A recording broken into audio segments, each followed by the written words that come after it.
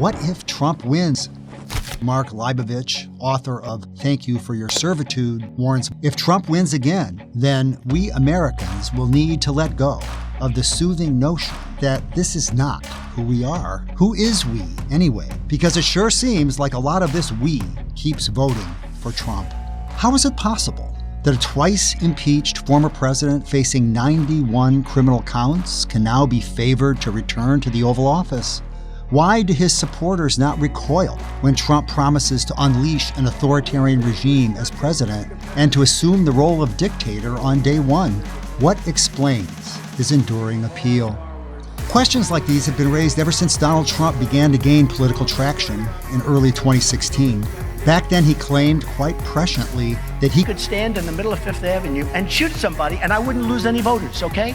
Since then, countless observers have puzzled over the unshakable hold he exerts on a vast swath of the American electorate. Many factors, economic, political, cultural, psychological, are surely at play in shaping Trump's abiding relationship with his supporters. My argument, as strange as it might sound, is that Trump's enduring appeal stems from the perception, his own and others, that he is not a person. In the minds of millions, Trump is more than a person, and he is less than a person too. In 1962, a prominent Harvard psychologist published a scholarly paper entitled The Personality and Career of Satan. Henry A. Murray examined how, for over 2,000 years, Western theologians and other writers have depicted the mythical figure of Satan, projecting onto him human traits perennially designated as evil.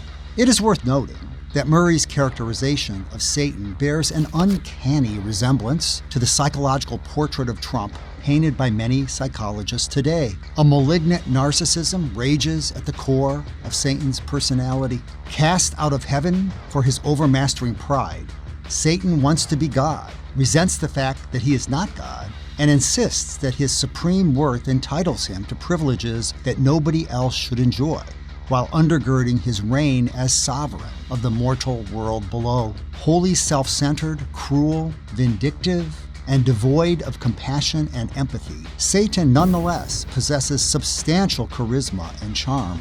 Completely contractual in his approach to interpersonal relationships, he has perfected the art of the deal, as when, in the Gospel of Luke, Satan tempts Jesus with earthly powers and riches in return for his adulation.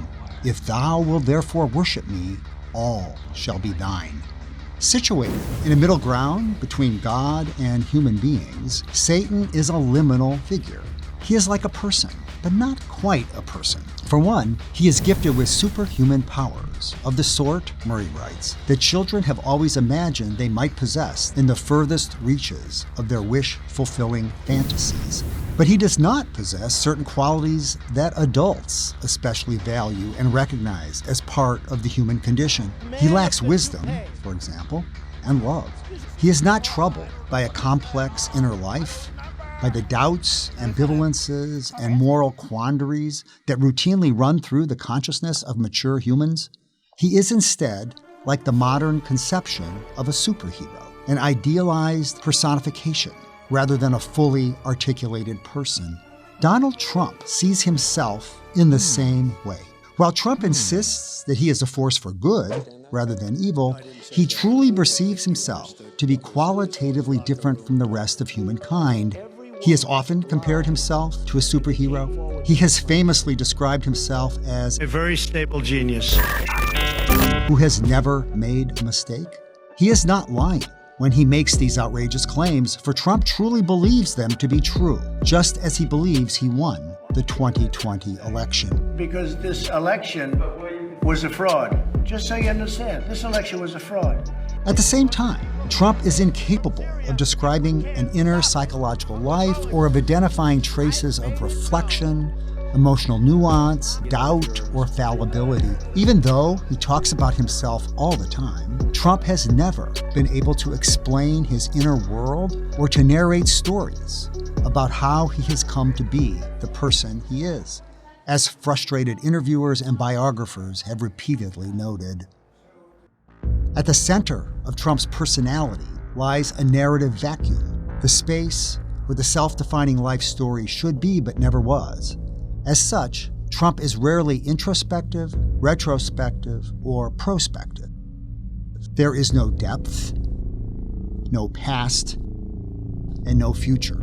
The New York Times television critic, James Poniwozik, has observed that the real Donald Trump is a television character.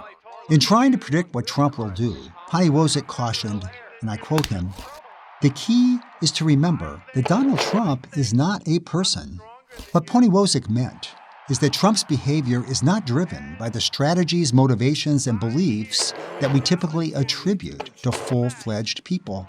If you want to gain insight into Trump, ask yourself this: what might happen next on television? What would a TV character do?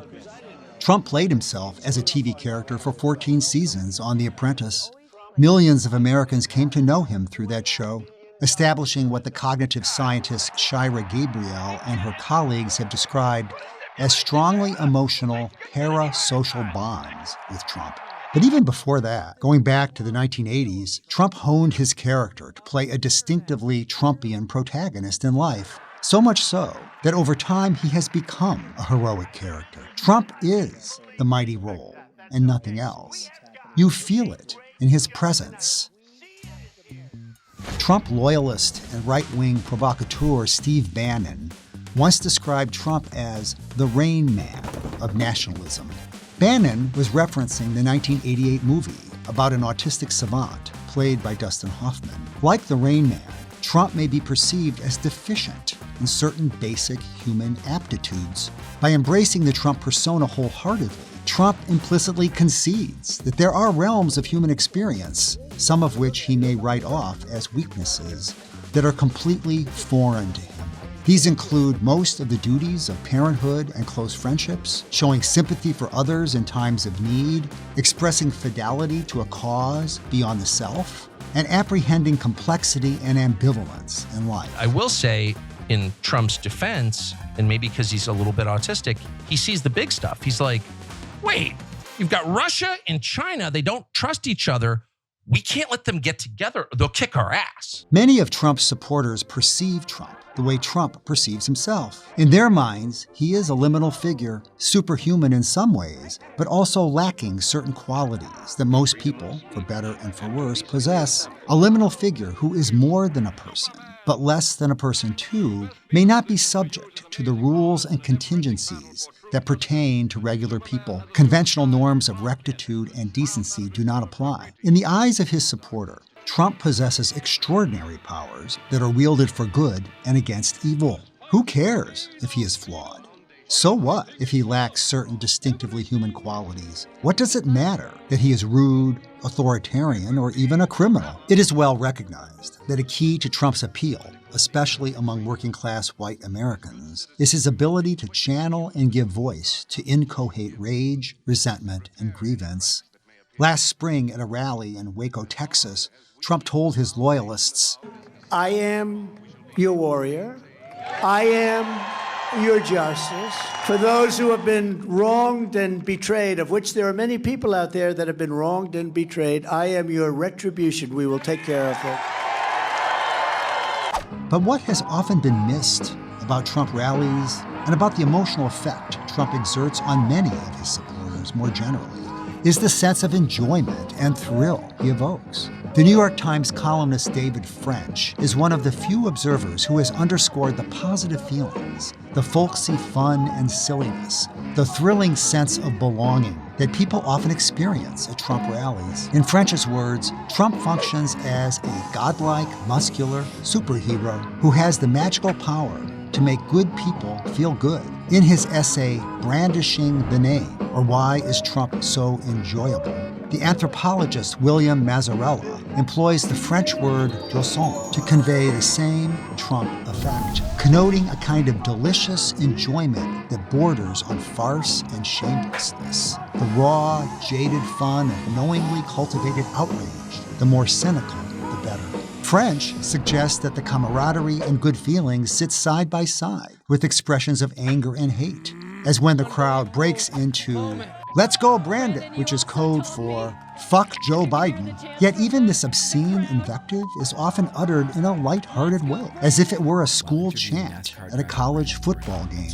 Mazzarella argues that jouissance often feels like a guilty pleasure, feeling good while doing something that is vaguely bad. The fun Trump invokes is of the taunting kind, a making fun of others, the enemy, while reflexively making fun of the self, too, as if to entertain, for just a moment, the possibility that I myself am not good, that I may even be deplorable, in Hillary Clinton's infamous phrase, that my enemies may be right, but then again, so what? The enemy is totally worse, so let's party and kick their ass. Authoritarian leaders make their followers feel good by repeatedly and forcefully proclaiming that the latter are good people and that their enemies are bad. The opening move of the authoritarian dynamic is the stark division between the good in-group and the bad, that is, evil, disgusting, poisonous out-group. Going back to Mussolini, authoritarian strongmen have presented themselves as liminal figures endowed with special powers to protect the in-group from an evil world, often by restoring the in-group's lost greatness. In her book, Strongmen, Mussolini to the Present, historian Ruth Ben-Giat notes that the common attributes of authoritarian leaders, as perceived by their adoring followers, include proof of masculine virility, and here Trump's sexual exploits work in his favor. A primal ferocity focused on winning at all costs, and the invocation of a providential mission, being an instrument of God, during a time of national crisis. As Trump doubles down on fascist rhetoric and threatens to take on the role of America's first dictator, he will continue to win support from those followers who welcome the authoritarian embrace. Trump's comment in a December Fox News town hall that he would be a dictator on day one of his next term sparked the usual brouhaha in the media, but not among his supporters. "I love it," one woman in her 50s told the Washington Post. A poll conducted in February by the University of Massachusetts Amherst found that 74% of Republican voters think it is either definitely or probably a good idea for Trump to be a dictator for a day, attempting to convince hardcore Trump supporters that their hero is a dangerous authoritarian is an exercise in futility. The journalist Amanda Marcotti observes, "They know. It's why they like him." Whether Trump's enduring support will be enough to return him to the White House remains, of course, the big open question. He has never, after all, won the popular vote. During his time in office, moreover, Trump's approval ratings never reached as high as 50%. Just as he seems to enjoy everlasting appeal, there exists on the other side of the Great Divide everlasting repugnance. But this much is certain: whatever happens, Donald Trump will continue to live on in the minds of millions of Americans as a remarkable liminal figure, the kind of personified entity around which mythologies are made, much more than a person could ever be, and much less.